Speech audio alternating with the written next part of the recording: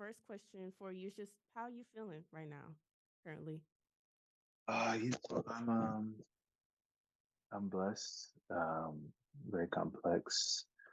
Um, a lot of my close friends, chosen family are Sudanese. My partner is Sudanese, Mhm. and Sudan is going through, um, outbreak of war right now. Mm. So that's weighing heavy on my heart. Um, and obviously weighing heavy on everybody around. But also, just grateful for life, grateful for the day, grateful to be talking to you, the next generation. So yeah, a lot to be grateful for as well. Yeah, I'm also very grateful about today because a few minutes ago I was a little nervous that this was even gonna happen. Because girl, I thought you were gonna be here. Like I'm or like where's this thing at? Like I thought I told you I couldn't be there physically. I could be there on Zoom, but my apologies if I didn't communicate it well enough. it's cool. Um, my first question, I don't wanna make this sound like an interview. I really wanted it to just be like us talking. So like Mhm. I wanna know like what's like your favorite album or song right now? Um, right now, I would say Stevie Wonder and Visions is my favorite album, and my favorite song on that album is Visions. Recently, I've been listening to the new Navy Blue album. Oh yeah, yeah, it's amazing. It's it, Shout out to Sage. like this He, that album yeah. is crazy. I listened to the Medium and it just like rocked my world. Like I was not ready for to have that many emotions like come out of me because Mm, mourning is weird like that. Because I lost my great grandmother like 2 years ago, and mm, like I was cool or whatever. I was like, period. Like she was 90, like period. Like it's cool. And then like I mm, heard that song and I just like everything started coming out, which I always thought was mm, like it almost like I pre-mourned her and like I guess I wasn't really fully ready to let go of her, I think. And so then that mm, song really everything that he talked about, especially in like the music video too, I was like, mm. you know, I haven't seen the music video yet, but I'm excited too. I actually ran into him recently, a few days ago actually, and I had just listened to the album, and I was just really excited by it, because it was so as like kind of as you talk about, it was just like deeply felt. I didn't even really, I don't only listen to it all the way through once, so I didn't even know which songs were which really. Mhm. But I think, just that aspect of, you know, do we have the space to actually grieve, in the way that, and Yeah, with the amount of time and energy it takes, it's hard to know. yeah, it is. I think I was graduating high school that year too. There was a bunch of stuff going on with Hmm. me trying to like make it into college, and I don't think I really gave myself that space to fully like be sad about it. Like when my mom told me, I was just like, "Oh, okay." And then we went to her funeral, and then we buried her, Yeah. whatever. And only now, not even now, really, I have the time and the space to really mourn her. I've been talking Hmm. to her a lot lately, a lot more, but yeah. Hmm. Um, Speaking of college, which college did you go to? I went to Northeastern University for undergrad, Mhm. and I went to NYU for grad school. Do you think that like would your path or career would be any different if you went to a HBCU, like Western Texas Southern University? I'm sure it would be. I'm sure something would be different, I think that, I have HBCU envy for sure in so many ways. Um, I don't even know how I missed the boat. It just didn't shake out like that. And I felt like after I got out, just hearing about all my friends' experiences, I think specifically went to Howard, I went to, you know, many of the schools in Atlanta. I just felt like, while, most of how they talked about their experiences, like, just bathing in the beauty of blackness essentially for 4 years. My experience was just like, you know, a fight, at all Over here too, I'm not going. corners. It's a fight with admin and Yeah, yeah, but I think that it's just like you're in a fighting with institutional white supremacy, and it was some intense stuff that happened at the colleges I went to. Like one of my roommates was like just a deeply racist Mhm. um cat. I think he was like white South African or Brit, some ties to that. It was just like super intense uh energies of white supremacy, as is normal. It's kind of normal, also. I want to make it sound like it was I was going through anything special in that way, but that's the sad part about it. But I mean, I'm sure there's things to deal with at HBCUs. It's always, especially, it's just the nature of being young and having the energy of wanting to change things urgently. Mhm. Whatever authority or institution is around is going to get it. You know what I'm saying? It's just what it is. I was gonna say to you that like I feel like that there's like in like even white supremacy in our schools, even though we're at HBCU, like I feel like we do everything for like white people. Does that make sense? Like I feel like they're not really building us up to become, you know, whatever colleges build you up for. Whatever a black college Mm-hmm. should build me up for. It feels like I'm just like being handed off to white people and they're making me perfect Mm, off. mm, That's what it is. yeah. And I've told people about that and they're like, well, no, it's like she's nice. And I'm like, she don't even be at half of the events. When I say she, I'm Mm, talking about our president.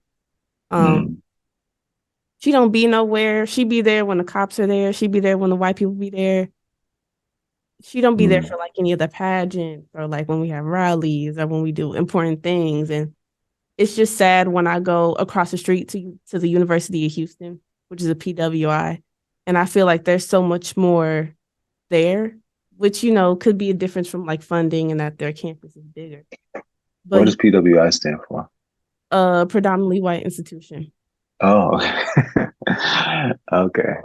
Wow. Yeah, like this. Yeah, I mean, the resources thing you're speaking about is, the two things you're bringing up. I think it's an open question around Black people and how we make institutions that are in their structure founded in, just European or Eurocentric institutions, the university itself as a whole proposition. Um, it's a paradox in that way, you know what I mean? In that it's, based on, a different, philosophy of life, as Sun Ra would say, that is, separates, for instance, all the disciplines, or, has a certain type of hierarchy in terms of, administration and logistics that, that's not how we necessarily would do transferring knowledge from one generation to another, as Black people. Um, it's a paradox because also, the university has housed, you know, theoretically has housed and supported Black thinking, Black thoughts, you know. Uh, so it's both and neither in terms of just like how supportive or useful it can be to young people, Mm-hmm. to you as you're saying, as you're talking about. And nothing's perfect. It's just available to be refined. So I'm just glad you got the spirit and you can see the difference between what it is and what it should be. Yeah, I feel like I just don't understand why white schools get to have like their creativity like funded and like appreciated, and then Mm. they give us like a cute week and like that's it. Oh, I give you mean, a week, and I'm like, okay, like we don't really do too much with that type of stuff, and it's just I always get so angry when I'm at University of Houston. Like I'm filled with so much anger all the time I go over there because it's just why y'all get all this stuff. But I mean, I'm not mm. I guess it's not fully admin. You know, we're a black school, but I mean, they've been building that one street for like 2 years. It's like Yeah, it's yeah, it's hard. It's hard to know, yeah. but it's like it's not, it's nothing. There's nothing to sort of figure out about the inequity piece. You Mhm, know what I mean? Like we're over here on stolen land, undervalued and devalued. It's the the nature of it, and I think it is difficult to live in that reality where it's like across the street. You know what I mean? Not difficult. It's unfair. It's impossible. You know, mhm. it's more than difficult. And the proposition is that we got ours, they got theirs. That's never how it's been. You know what I mean? Yeah. It's never how it's been. So, the proposition is probably not it doesn't hold water. Okay. I want to talk to you about random acts of flyness because on the last show, we took a whole season to talk about the first season. And I want to talk to you about Random Acts of Flyness, which is one of the best shows ever of all time, in my opinion. Sopranos trash, Breaking Bad trash, what's another show that everybody loves? The Wire, terrible compared to what you've made. Will Random Thank you. Acts of Flyness be continuing for a third season or? No, it will not. I was told not enough people watched it. you know, If you had the ability to continue it, would you continue it with HBO or would you do it with anybody else or um, I don't know. HBO's reason for telling me they weren't going to move forward was that they told me not enough people watched it. Said that the viewers weren't there or something like that. From what I heard, this wasn't told to me directly. It was told to me through representatives. Mhm, Um, so if that's the metric, then I will be very open to just exploring and expanding upon what we made in a way that supports sharing it with viewers more in a more resourced way, you mhm, know, and whoever has that level of love and respect for the work that we're making to share it with the same level of energy and intention that we make the show. I'm all about it. I'm all about working with whoever that might be. mhm. Did you have anything planned? Oh yeah, I always got plans. How planned if you share that? Huh? What did you have planned if you want to share that? I still have it planned. Oh, Yeah, it's still planned. It'll take its form. mhm. During the second season, you had these characters, if they are characters, the wounds. And I texted you about this, and I was like, I don't really see a problem with Mandy because I feel like, and you told me to read this book, but I still got to finish A Water in the Spirit, so I'm not reading. Mhm. But um, I don't see. I think Mandy can be a little harsh sometimes, but I think, we have the freedom to like not not be terrible, but like to tell people how it is sometimes, and like to be true with our feelings and be like, I am this angry, I am this mad. Because I don't know if that was like episode 3 or episode 4 when you were talking to Naja and she asked you like, oh, like what's Mandy thinking about this? And you said this whole thing and you came off angry, but I felt like that was right. I felt I felt like you deserved to be mad at that, you know? I think Yeah, I think so. So I guess like to me, and I think that maybe the central idea of that conversation is that it's not what Mandy is saying, is how he's saying it, Mm-hmm. which is also like, to your point, pretty um, layered. It's not just one thing. He's trying to be funny, he's quote unquote angry, he's being hyperbolic, Mm-hmm. and he's being vulnerable. Like all kinds of things are happening in terms of how. Um, but I think that the reason why, quote unquote, the character of Terrence wanted to make sure Naja knew that Mandy is not Terrence is that, ultimately we're all in a sort of battle with these stories of our pain, of what happened to us, that want to convince us that they are us and that they are the entirety of us. And that's never true. You know what I mean? Or it should never be true. So I think that like the hurt part that's like feeding on the story, we call it the sentient womb, man, the sentient womb, is sometimes right, quote unquote, like in terms of facts. Mm-hmm. But it's more like how they express themselves, you know what I mean? Um, it's like all kinds of things happen to people in terms of trauma, and the way that they medicate it is by hurting themselves or destroying themselves in so many ways, any kind of way. And so they're right; those things happen to them, and they were painful things, you know.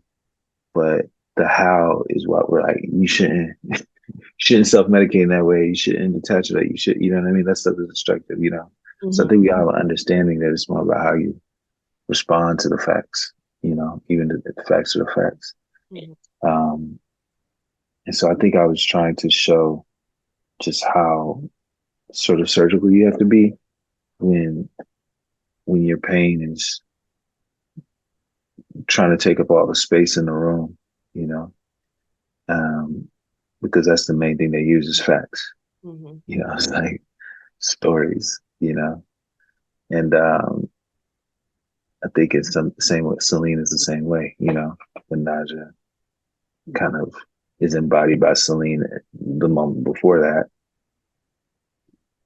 you know, she doesn't say it like this is Celine talking, but she quickly, both her and Terence quickly notices and she redirects, without having to say it. And then, Mandy is there in some way in response to Celine being there. So he's not responding to Naja, he's responding to Celine, which is what she says then, responding to both of y'all. So I think it's yeah, it's a real um, challenge of life to be that precise with what's actually at play in your consciousness and with your pain when you're trying to be in partnership and communicate well, or communicate with love, I should say. Yeah. Partnerships are like weird and hard. It's weird to count on somebody, especially creatively, Mm-hmm. and to like it's hard to like count on people in that way, which I'm an only child, so it's easy for me to just be like, I'm by myself, like we cool. But Mm-hmm. it's weird to like be able to communicate well when you're a part of a group, especially if you're working on something together. Mm-hmm. Yeah, it's not easy. I want to talk to you about the Pirate King stuff because the season was named The Parable of the Pirate and the King, the second season. And that didn't really come into play until the end of when you described what pirates and kings were, and how the king sometimes has to kill the pirate for to survive. And I was wondering like why pirates, why kings, like why name it that in the first place, and like how did you Mm-hmm. get to that point, and like are there any other, because I know there was like a jester or a joker one, if I'm Mm-hmm. correct. Mm-hmm. Like what made you want that to be like what you ended the season with? And why was it such an important part of the season? Yeah, I mean, there was I think what you're referring to is a screenshot that comes up, or not a screenshot, like a text on the screen that asks you to screenshot it. Mm-hmm. It says that pirates and kings are only two of many archetypes. Mm-hmm. For instance, there's jesters and priests. And yeah, there are many archetypes, many avatars with mythologies attached to them, Mm-hmm. you know. And in Western culture, let's call it, there's just many that are maybe broadly recognizable, you know. Because when you say a pirate, you just instantly know what the story is, like who they are and what they do. You know what I mean? Or you say, even if you just say like the man, like, in the 70s, that kind of meant something as an archetype, or like, there's just things, the king, you know, is an obvious one. A clown, a jester, obvious one, a priest. So I think that, archetypes is sort of ways of just containing or speaking about mythologies Mm-hmm. are, one of the main ways we understand ourselves in culture and use stories to give our lives context and to really learn and to find guidance. I think the most relevant archetypes right now in popular culture, Western popular culture, are astrological signs. Like if you say somebody's a Gemini, that means something to a lot of people now, whereas maybe previously it didn't. You know what I mean? Um, but there's many, Mm-hmm. um, archetypal systems of archetypes, and I think Pirate and King one was relevant to something that happened to me or something that I had experienced in some sort of way. It wasn't neat in that way, but in the sort of adaptation of um, that parable onto the sort of story of Naja and Terence, um, it was the sort of easiest way of understanding the reality that we all find guidance through parables. You know what I mean? And that parables operate on symbols, and these archetypes are symbols. I use the sort of example of the tortoise and the hare is like if you tell a 2-year-old who's run too fast and they fall down and skin their knee, the story of the tortoise and the hare, they're gonna be like, okay, I gotta slow down. So I don't skin my knee. But if you tell somebody who's in college and trying to decide on their major, the story of the tortoise and the hare, they might take something very different from it, and it's the same story. And that's because it has symbols. The tortoise is a symbol, the hare is a symbol. Tortoise is a symbol of slow, steady, patient. The hare is a symbol of fast, not thinking too much, impulsive, you know. So it's the same thing. Um, and yeah, I mean, I wanted to make a fable that had a healing modality, a parable that had a healing modality, a usefulness, a healing utility. Mm-hmm. So, those symbols were important, and to be able to use symbolic language is an important um, sort of technique in storytelling in that way. Okay, I have another question. What would Mm. happen if a pirate killed a king? Because the kings kill who they have to kill for power to, to stay at the top as a king. But would a what would happen if a pirate killed a king, and would a pirate even have a reason to do so? Of course, yeah. I mean, it's killing is, you know, a toxic expression, that is available to anyone, Mm-hmm. any archetype. And I think maybe, in the story, it has the whole kind of breakdown of the first Black Panther as a pirate and king story, and even it kind of extends to the second one too. Mhm. But in that story, when Killmonger kills T'Challa, he definitely thinks he kills him. You know what I mean? He thought he killed him. I think that it all leans on that.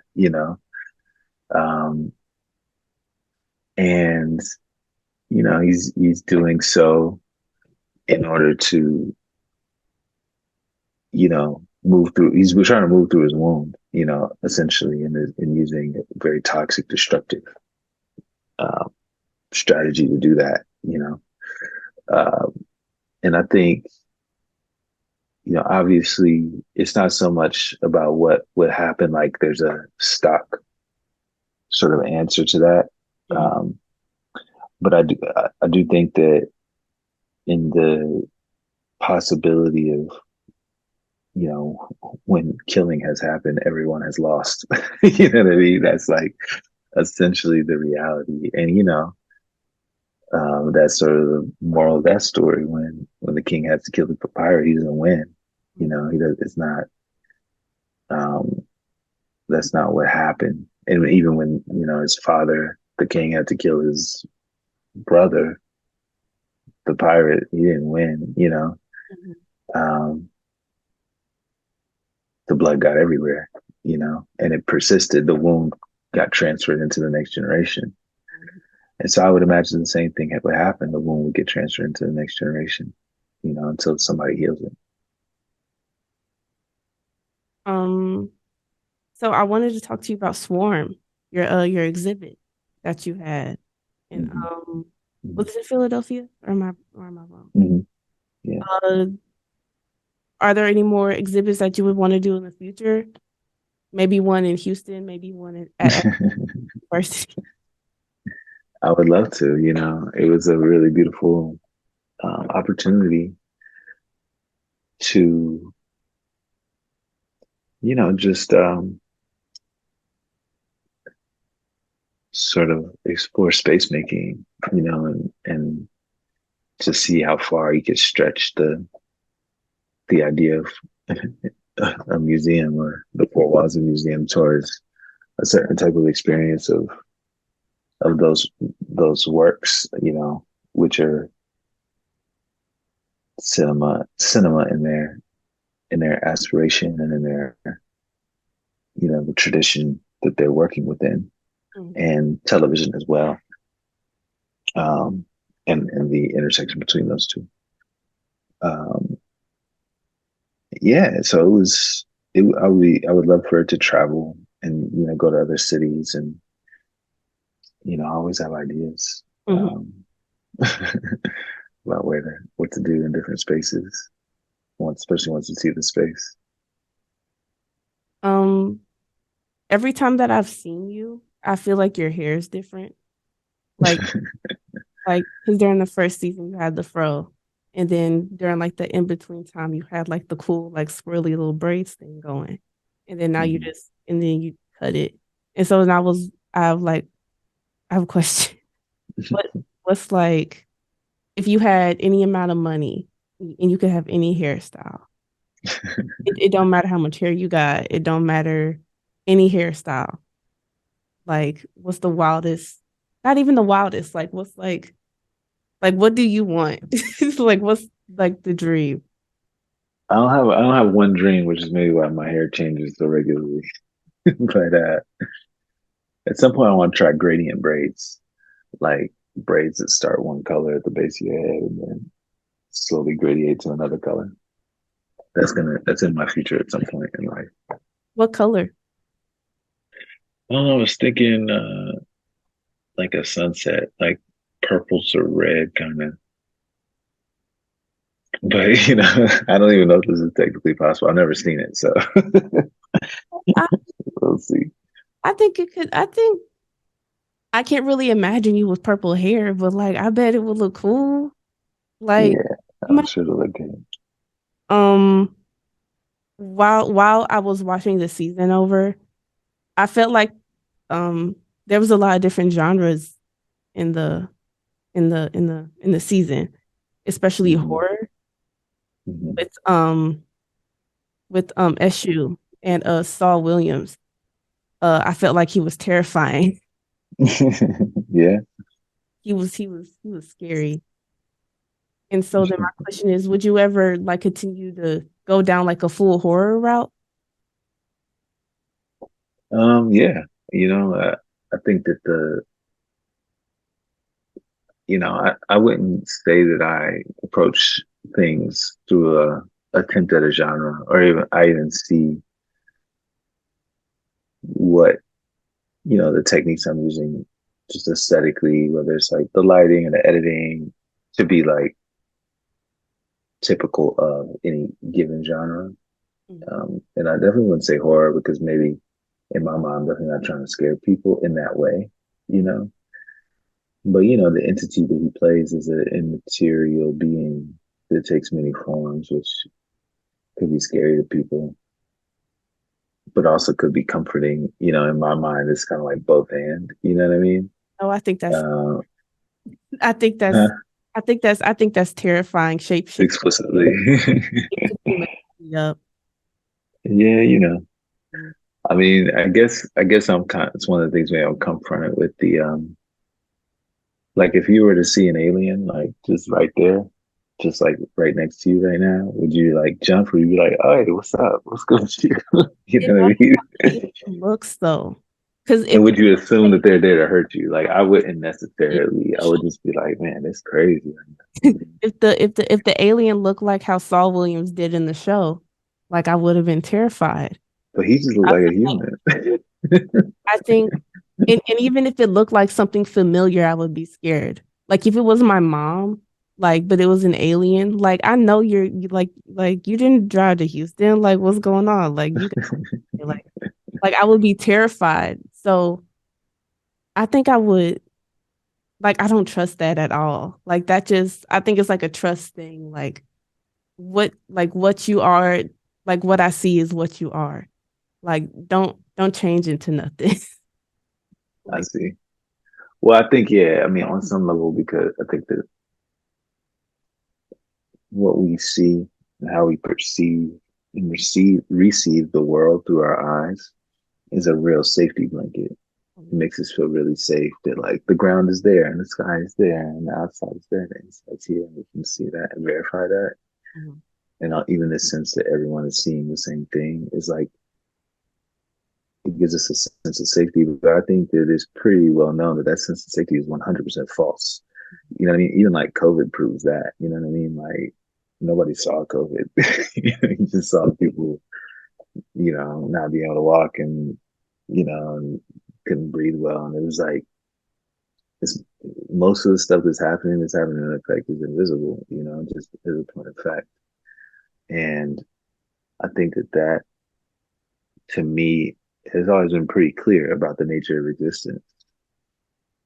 So I do think that like I don't have an inherent fear of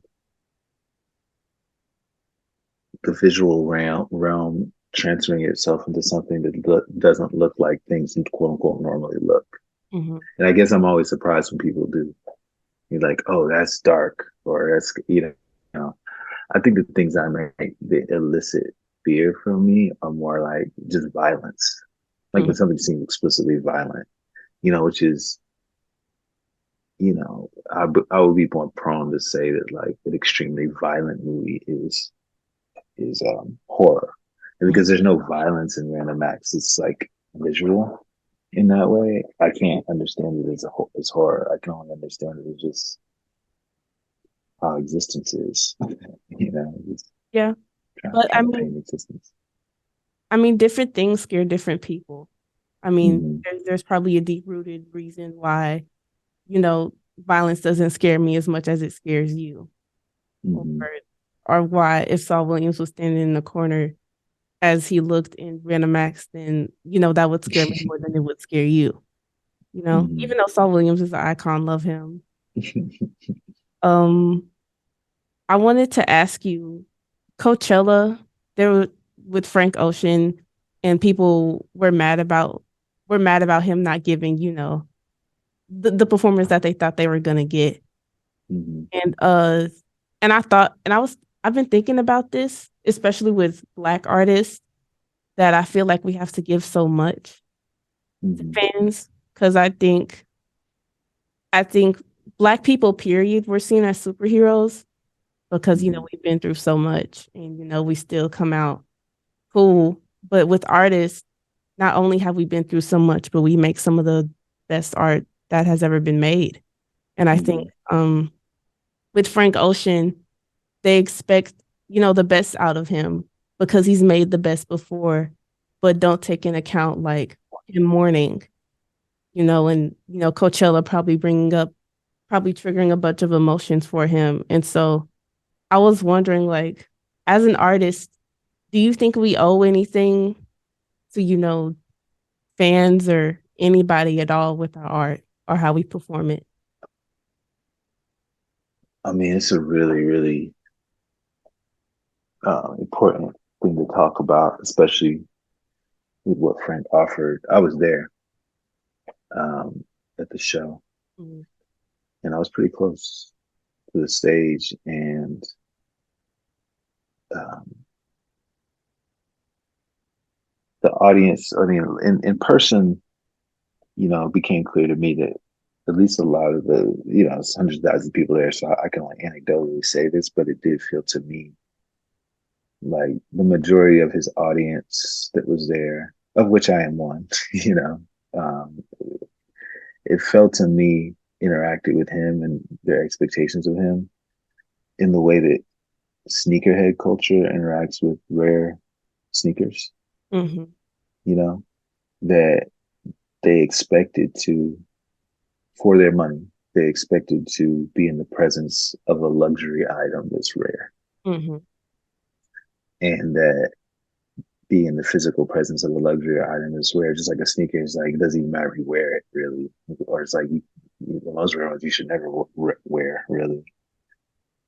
And, you know, Frank and Coachella making good on that transaction would have meant that he would have had to give them his physical presence in a really explicit way. This may be super legible to what that transaction would have been. And, obviously I'm in the crowd. And I think I was saying that,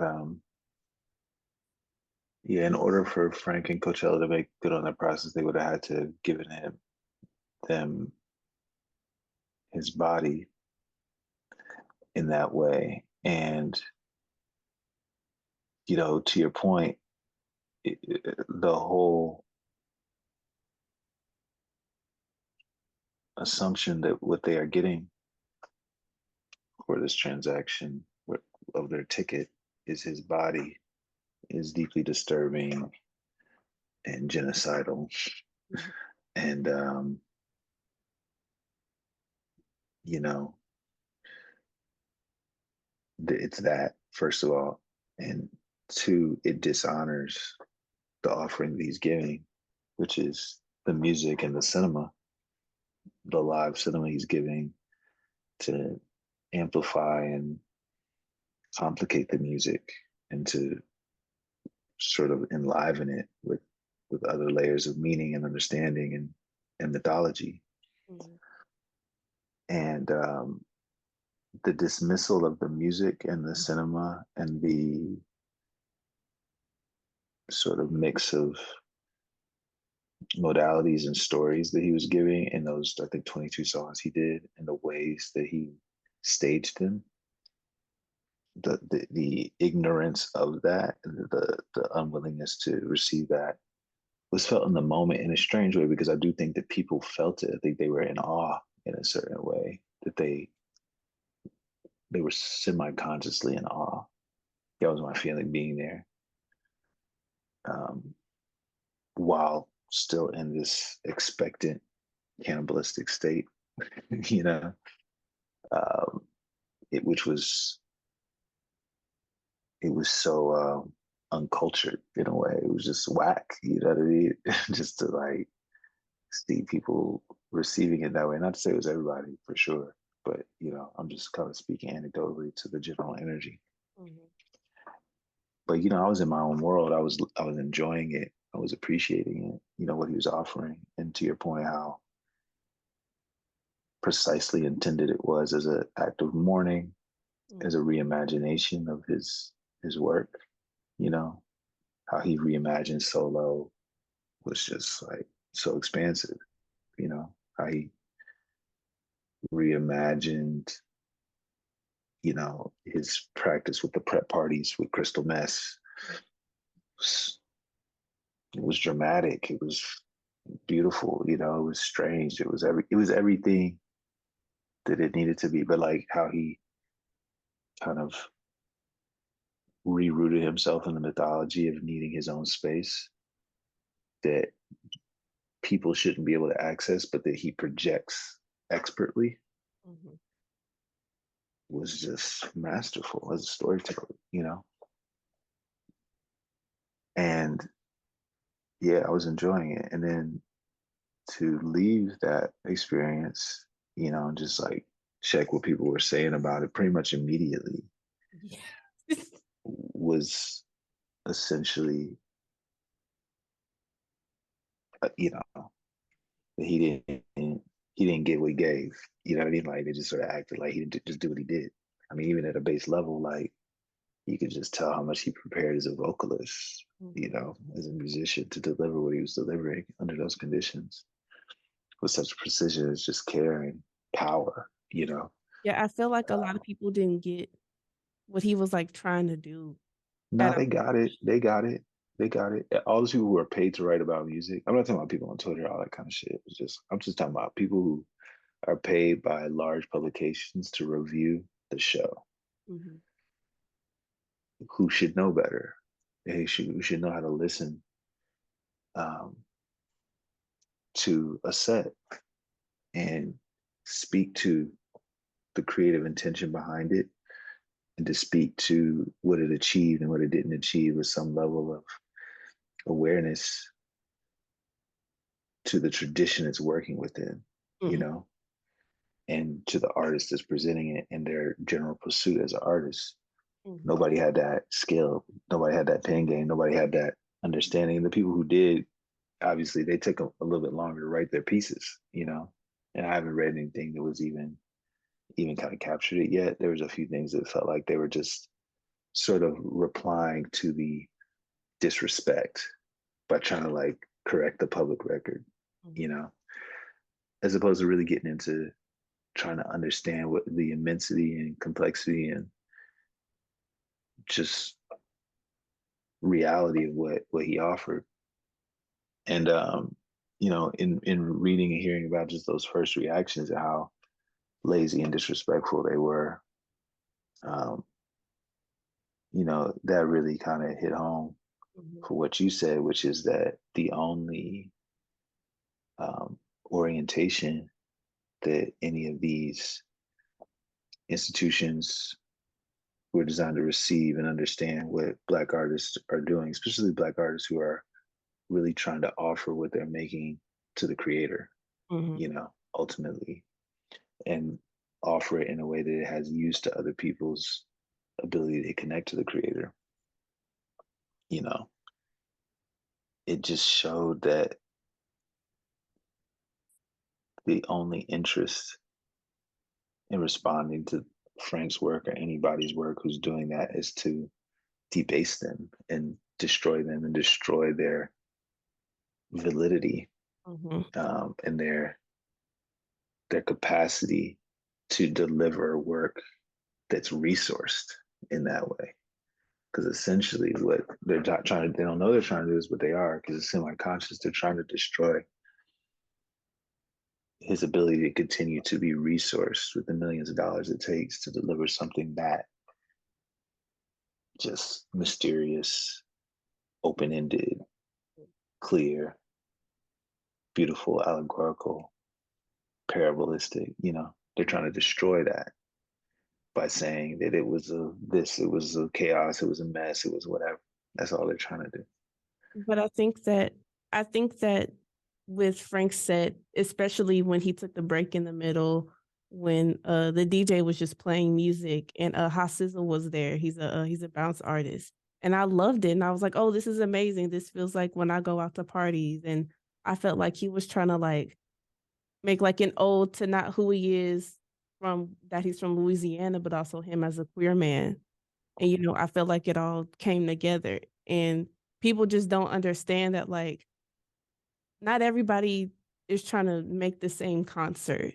You know what I mean? Like not everybody is trying to do the same thing with songs. It's just okay, song after song. Like I feel like we are free, especially Frank, to create a moment out of something and make it about himself and putting his culture in it. That whole security guard moment, just like cutting to him. What was his brother's name again? You said his name. That's Hot Sizzle. Hot Sizzle. When he cut to him, everybody at the concert just thought that was a real security guard. And Yeah, then he I know goes away and he cuts back, and you're like, the way oh, and I was yeah, you're like, oh, he's kind of getting it in. And then they go away and they cut back again. He's really getting it in. mhm, And just as a filmmaker, you gotta appreciate that, like knowing that they cast that moment and prepared that mhm. to have that level of surprise and that storytelling was just masterful. And it hit for everybody, It did. And to your point, I think that I would go farther and say that what you said is like people don't understand that everybody's not trying to do the same thing. I don't think that's true. Everybody understands that Frank's definitely not trying to do the same thing. You can listen to any of his albums and show he's not trying to do the same thing, let alone people generally. I mean, the reality is that because he's black and because he's queer, he is being punished in the spheres that sort of dictate validity Mhm, for constantly challenging people, especially white people who are tasked with writing about and understanding the artwork itself,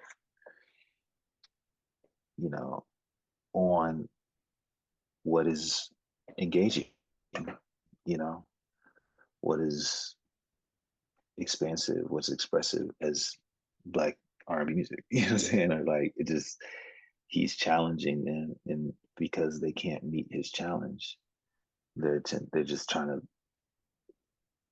in essentially a unrigorous way dismiss him. mhm. You know, and that dismissal is violent. You know what I mean? Like, not to say that everybody, it'd be one thing if somebody had like a real analysis or criticism of what he was doing, other than like, it was supposed to be big and it wasn't, or something. Like, I don't know what like what are we even talking about? You know what I mean? I don't know Like, what they were expecting at all from Frank. Like I truly like it was really just like all of his other past performances. Like I don't but the thing is, it's just like, it's partially just the understanding that like the black avant-garde is pop culture, but when it becomes sort of taken up into white culture, white people as performers, it becomes not avant-garde. And so it becomes difficult because essentially Frank Ocean and Justin Bieber in a lot of people's minds are the same thing, because Justin Bieber is essentially a person who has appropriated the culture very well, you mhm, know, so that it could be relatable to a lot of white people, mass marketed. mhm, But the people he appropriated for are essentially, because they're black, inherently avant-garde. No matter how kind of popular they are, they're still at the bleeding edge of having to create something new that you haven't felt before. And so you have an originator who has to create something new, and by the nature of approach cultural appropriation, gets understood as somebody who has to cater to a mass, essentially white audience's taste, which has been set by a whole generation of people who appropriated the original thing. You know what I mean? And it's the impossible proposition. yeah. I think with just with I think exploiting black artists or just exploiting black people, period, for media, I think like the first thing that comes to my head is do you know what Zeus is? Yeah. I think and like I was gonna start this off with a joke by saying like the only two shows that have like changed my outlook on filmmaking is your show and Baddies West, because like that show, like every time I watch it, I'm like, oh, this is trash. Like they just send them up in R&B beats and getting them drunk and they fighting. But I think there's something magical. I don't know what they put in that show that just makes me want to watch it over and over and over again. Like I can tell you what it is: violence and BBLs. it is like I just I mean, you're a human. You're a human. Violence and BBLs are attractive. yeah, I think because I just watched the new Bad Boys, the new episode 1, and I was like, this is amazing. I'm like, this is TV, like, because like I feel like I've been subject to like serious stuff this whole time with like music and film, and I feel like especially in like the late 2010s, we kind of went through this period of dark music, everything serious, like it's serious. Really? In Yes, the 2010s? yes, like late 2010s, like I felt like there was this period of like Future That and was like Iggy Azalea. no, Late 2010s. like 2017, 2018, when Oh, everybody late 20s. I see what you mean. So that's like the 20 teens. I thought you meant like, okay, I see what you no, no, mean. no. I'm talking about like when everybody was wearing like dark green bomber jackets and like we were all wearing burgundy and everything was dark.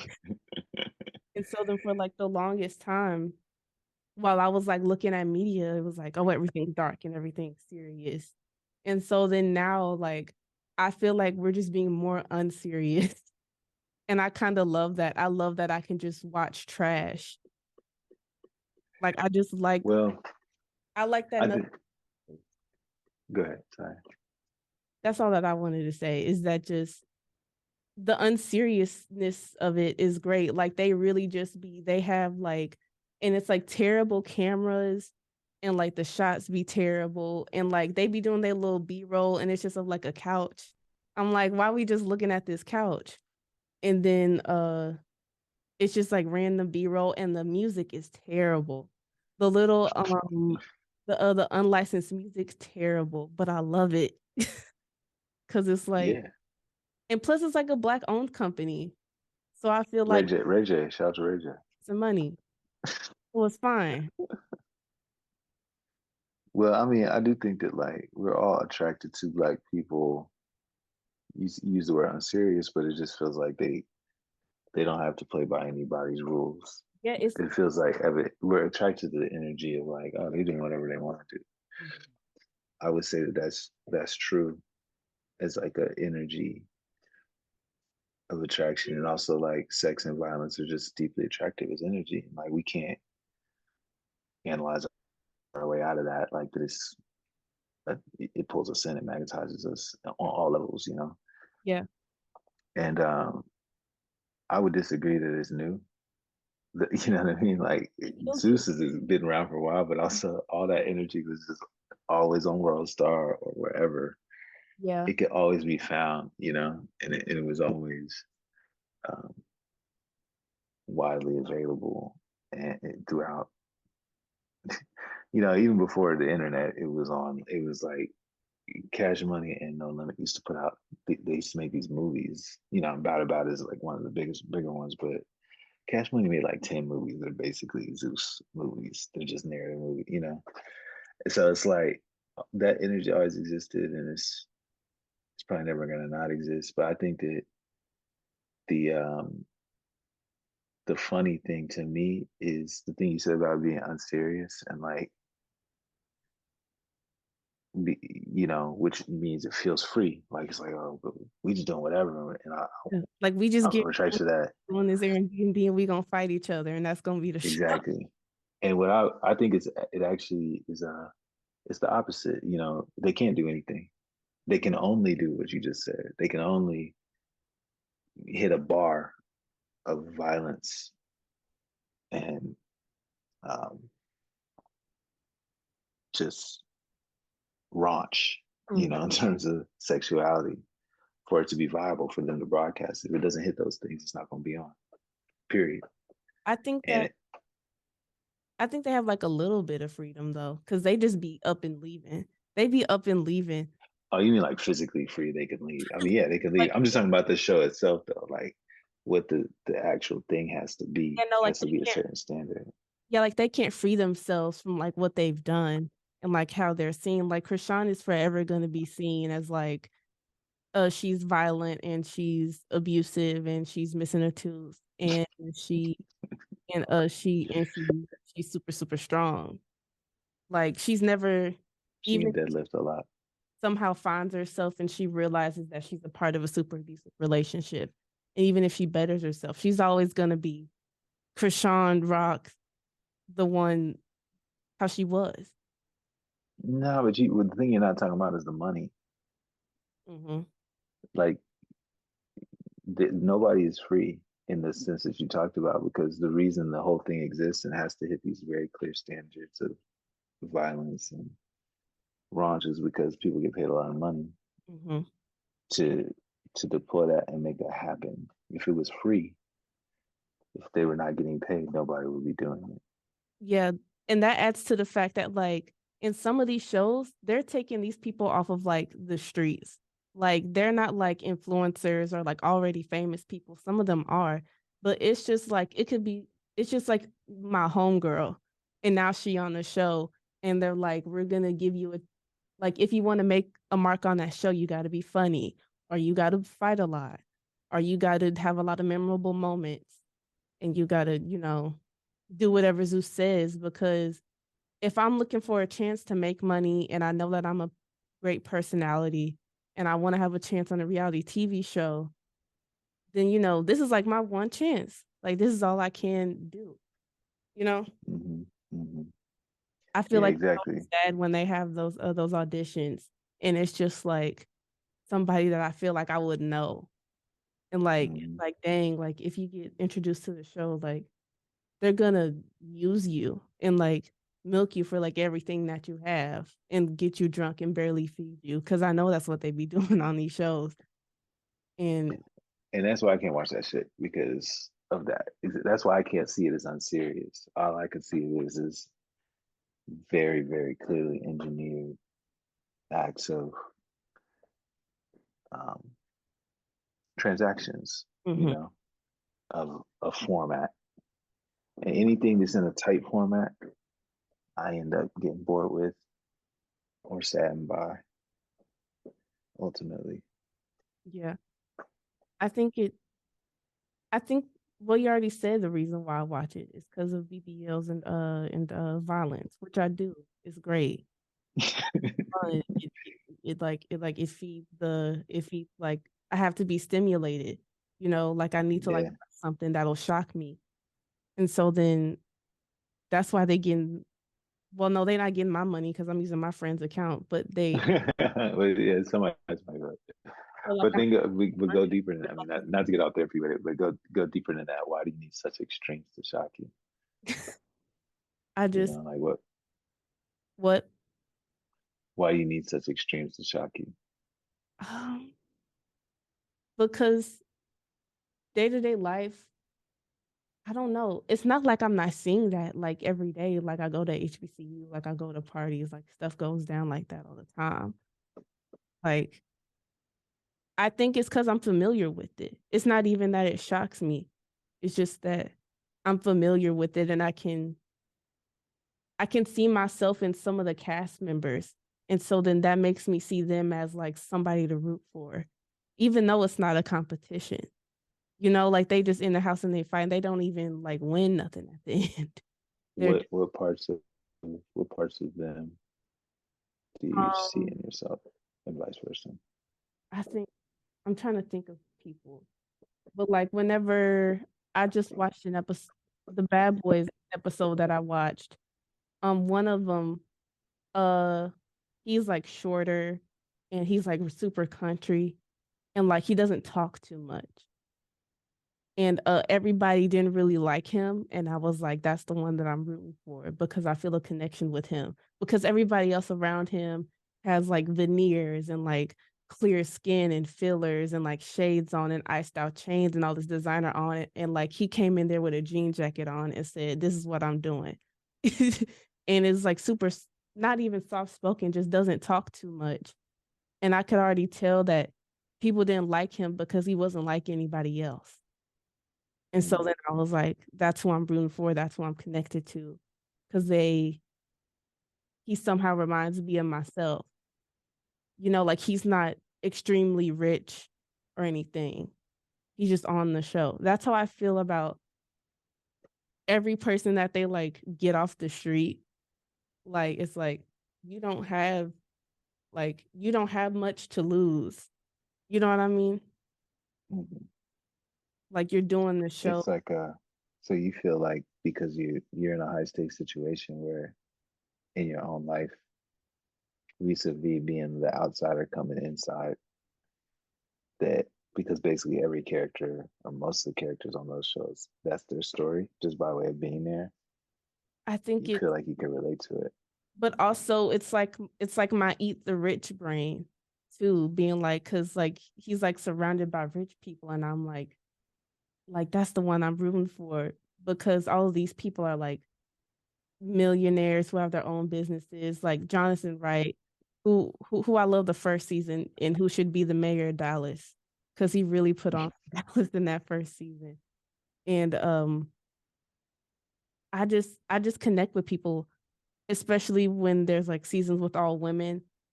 Whenever there's But a wait, I guess I'm confused. Are you saying that if it would just have these plot lines but no sex and violence in it, you would still watch it or get the same hit from I think so. Maybe I it? You don't seem certain. I think so because I've watched shows before where it's not this violent and it's not this sexual, but I've always I'm rooting for the underdog all the time. I'm rooting Got for you. the person that everybody hates Got you. if they don't have a reason to hate them in the first place. Yeah, I mean, like, to me, my experience of watching is that, like, to get to that level of story analysis, you have to essentially move through so much.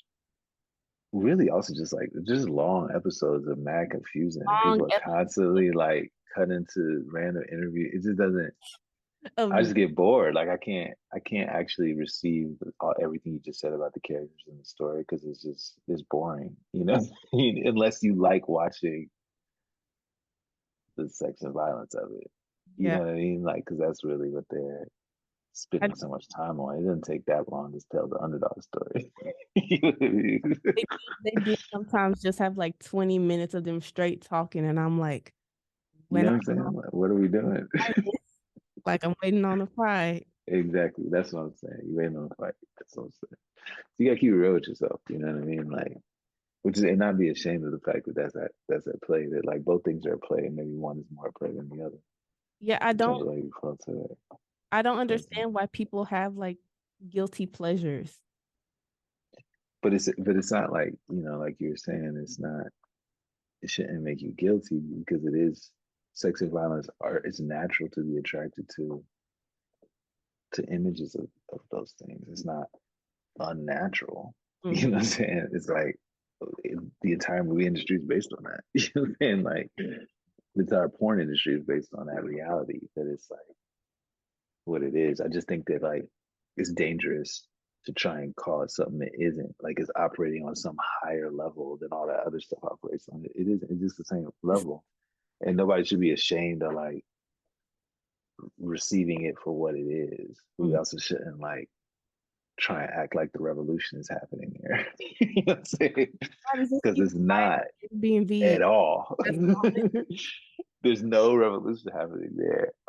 Only thing that's happening there is the same thing that's happening on Pornhub, just slightly more edited, you know what I mean? But not even. And that's what it is, but it's fine. It's not, I think it's also like there is a what do you call it? Overarching understanding that that's like it's like the numbers are off. You know what I mean? Like if there was as much programming that I call it playing in the middle. Like if sex and violence are essentially just symbolic representations of birth and death, because sex is birth, violence. Sex leads to birth, violence leads to death. And those are the most relatable energies for human beings, which is why we watch so much stuff that has centers on those two dynamics. If there was 50% stuff that TV shows, let's just say, centered on those two things, and if 50% was everything in between, like any other energetic, then we'd be good. You know what I mean? We wouldn't even be having these types of conversations because there would be some level of balance. Mhm. But it's not that. It's like 99% 1%. You know, and I think it's hard to rock with that in a TV context versus like books. Whereas like in books, there is it's everything in between. But like because so many people just write romance novels, and there's definitely more romance novels than other novels. It Mhm. doesn't really matter because it's a book sitting on a shelf. But like a TV or show or a movie, it always feels like it's jumping out at you. You know what I mean? Like it's just coming for you in some kind of way. So I think it's just that reality, that there's a balance and nobody knows how to get to balance, even though we all feel like it should exist. Mhm. Which is why the idea of a guilty pleasure comes from. This is like a societal guilt, that why isn't there my experience of life is more than just sex and violence. So why isn't there just as much other stuff to engage with, TV wise, you know? I wanted to talk to you about I was listening to another podcast and Zach Fox was on it. And he was talking about how like trends aren't regional anymore because of social media. And I was like, but I still think that like I feel like this South, like we're holding on to while we're little. Like we still got little, like we still hold on to our trends a bit. Because I feel like personally, outside of Dallas, I've never seen anybody with a shag. Because people hate shags, but I love them personally.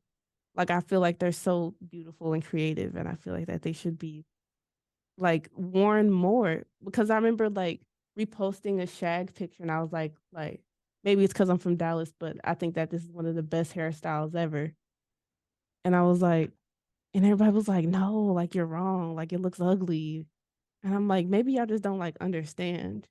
Like you don't see the stuff that I see when a person, especially when a black person cuts their hair in a certain way, and it's like weird. Yeah, I've seen a few outside of Dallas, but not many for sure. I think it's definitely regional, you know. And I love that. I think it's just like, I mean, he's right in the sense. I mean, I think actually on some level, haircuts are the hardest things to travel unless NBA players start to adopt them. It's not even just haircut. I think because there's this joke that like white people who act black have 15 different accents. Like like like how are you talking like you're New York black, but you're also talking like you're New Orleans black. You're also talking like you Miami black. You're also talking like you Los Angeles black. Like That's true. you can't like you're saying 15 different slang words. And That's so then true. I think we hold on to haircuts and like dialect the most. That's true. When I it mean, the dialect thing is real. It's definitely regional for sure as well. were you like Yeah. stuck on trends like now or like in the past? I never really clock that type of stuff because I'm not the type who can keep up. Like, my energy doesn't work that all that fast. So like I catch things late, like if at all. And I've always been like that. It's a lot of, I just miss a lot of stuff. Um, and then by the time I understand it, it's over. You know, I think I wanna I think I kind of want to get rid of always being up on trends, which is why I was like off of social media for a minute. Because like I just want to do stuff by myself and give not me an example of a trend. What's happening right now, for instance? what is happening That's a right now. trend. Um Like I don't even like know. Like I don't even know what's happening right now. So I guess I'm doing what I want right. And that's not being up on everything and not being on the trends. I can't even there's nothing. I guess everybody's making Alfredo now. Alfredo's trendy right now. I don't know. Not anything like personal or style wise. I think baggier clothes are trendier right now. Um, that's all really. Like, I'm not up on it for real. Like I should be at my age. Well, not even like I should be, just how most people are at my age. Yeah, I think it's just all coming together so fast. You Yeah. know, it's all centered on videos on the internet, so it can't stick around long enough to even call it a trend. It's just something that happened one day. It's Hmm. like a trending topic. It's like something that happened one day as opposed to like for a month. You Mm. know. The it's this isn't the last thing I'm gonna talk to you about, but it's one of the last. And I read an article that your comfort movie is Purple Rain. And one of the first movies that I ever fell in love with was Purple Rain. Uh Mm-hmm. I was way too young to be watching it. I was probably like 6 or 7, younger than that Mm-hmm. maybe, when I first saw Purple Well, Rain. you're too young to be watching Zeus right now, so it's fine. Um I think I think Purple Rain, maybe because I watched Purple Rain at such a young age that it has me addicted to watching. We can't blame Prince for any of this that's happening right now. I just wanted to put it out there. And plus, like, no, but that movie wasn't even violent though. It was just super sexual. I think. Yeah. But what was I trying to say? Is that one, were twins that were the same person, and that two, that like with Prince, like with that movie, why is that your comfort film? Because Well, I feel like that film is like rough. Like I feel like that film, like he thinks about killing himself in that film. You know, he like hits his girlfriend, and the music's great. it's just like it's not so much a comfort thing where it's like what from a perspective of what the film is about, or like what happens in the film. I think it's just because it's one of those things that like I wasn't even born when it came out, I don't think. So it's just like always around, you Hmm. know what I mean? And like visually, just the cover of the album, like the music on the album itself, like how the how it starts. I'm just so familiar with it on so many levels that it just feels really, yeah, it's like a piece of music more than a movie, which I think people that is actually how people interact with it. And it's so silly in some certain aspects, especially like him and Morris Day's characters like relationship. Hmm. It's so like um vaudevillian, you know? Yeah, like what are they even beefing over? Like I don't know Nothing. what they're It's beefing over. it's not so I think it's like it's really it's slapstick, in a certain way that's more about the movement and it's kind of more parable. It feels more like a parable, it's like the dad is like that. Like, because I also realized later that Purple Rain is just like a movie. It was like a script that existed Hmm. before Prince became involved with it. So it's not like it's biographical as people sort of think in that sense. Like, not to say it's not biographical at all, but that's not how it was conceived. And Hmm. so I think because of that, it's a little bit more of like it's a portrait of a vibe of a moment in a city and like how things sound and how people dressed and that kind of thing. Hmm. But yeah, it was always around in that sense. And it never went away. Like some other movie, I don't know, like The Lion King. I didn't like keep watching it after I was a kid, but like, you know, Purple Rain, you just keep seeing it and still believing it on. You're like, oh, I'm gonna sit here and watch this, So that kind of thing. the last thing I wanted to ask you is about imposter syndrome. Because I think I Mhm. texted you about this before and I asked Mhm. like how do I get over that? Because I feel like everything that has happened to me in the past 2 weeks it just felt like a test. Like Mhm. life has been testing me recently. And with this interview and the opportunities that I'm given, like how can I get over like my nervousness and the imposter syndrome that not only me but like a lot of people deal with. Well,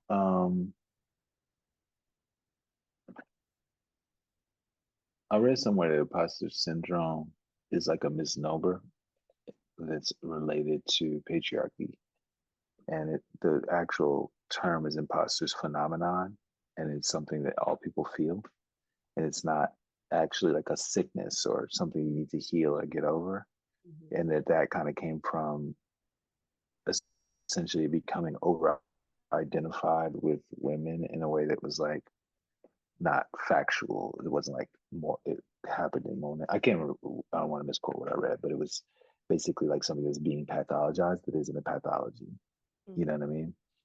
Which I think is important to understand because that feeling of like self doubt essentially is something that everybody experiences throughout their lives at every moment, pretty much no matter what's happening, and it doesn't go away ever.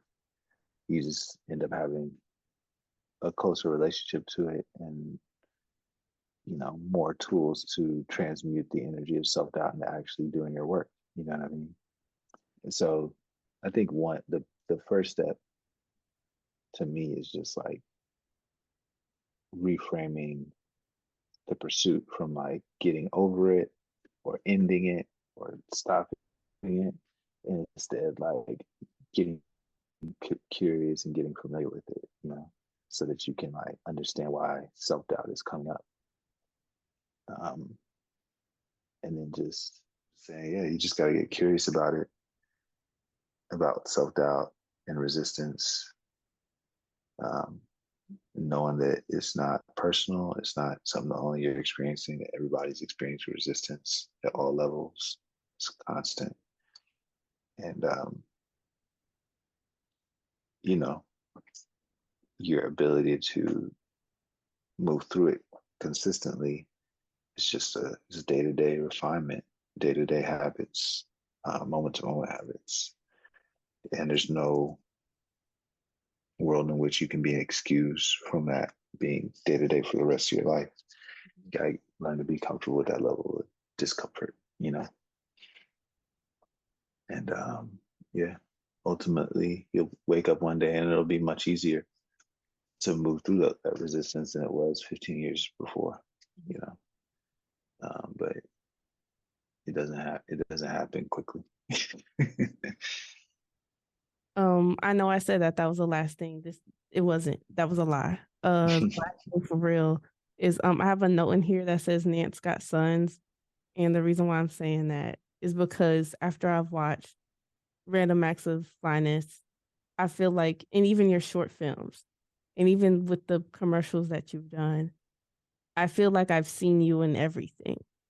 Like in everything I've watched, I feel like I've seen bits and pieces of your work and the people that you've worked with work in different types of media.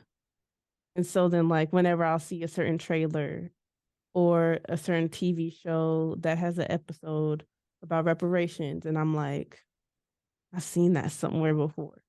Not saying that you own the idea of talking about reparations, but I feel like I've seen little bits and pieces, not even bits and pieces, just straight up like, oh, that's like an episode of Random Acts of Flying and everything. Yeah, that's the point. That's why it's one of the it's good, got to inform. You got to you got to inform cinematic language, art. at a source code level, you know, and I'm glad it happens quickly. It happens like in a way that I can see it and be responsive to it, so that I know how much I need to just be precise with how I affect, and not I, but the spirits who move through me affect the source code, especially of cinema and TV, and how it's just expressed. How these stories are expressed, Mhm. and so I'm grateful, that I'm in the mix in that way, and also ideas are for everybody. You know what I mean? They come through everybody simultaneously sometimes, and you know we share them. They come from another place. You know, um, so I think there's that. That especially with things like reparations, you want the hope is that the discussion and the feelings, how we all feel about it in our stories is at a fever pitch, Mhm. you know, and it's different. Like each take on it is like a little different. Like my take on it is kind of like, yeah, I get it, and like why it's technologically possible, this needs to be happening, but also the logistics of it are founded in context of ownership that are not how the earth works. You know what I mean? And damn, that's hard. That's tragic. That's hard. I don't even know if my uncle's gonna agree with that. You know what I mean? Whatever. It's like it's a conundrum, and that was what the prayer that came through me. Maybe it's a greed dynamic there that I need to suss out. That's kind of how it came through me. Maybe my obsession with it is from that, Mhm. and I don't think that that's how it came through me. I don't think it's how it's come through other people. You know, um, or will. Mhm. But hopefully there are parallels, and that there are also ways that it diverges, so that like the complete picture of what's going on in culture is rich and textured and layered. Um, I want to say thank you so much for being the first official guest of the First Dimension, my show, the First Dimension. Um, it's an honor to speak to you, and it's an honor to have you here. It's just, yeah, without saying too much, and not getting all sappy and being like, "Oh, you too much." Like, ooh. Uh, Thank you so much for being here. I'm gonna take a picture real quick so I can tell Do it. everybody.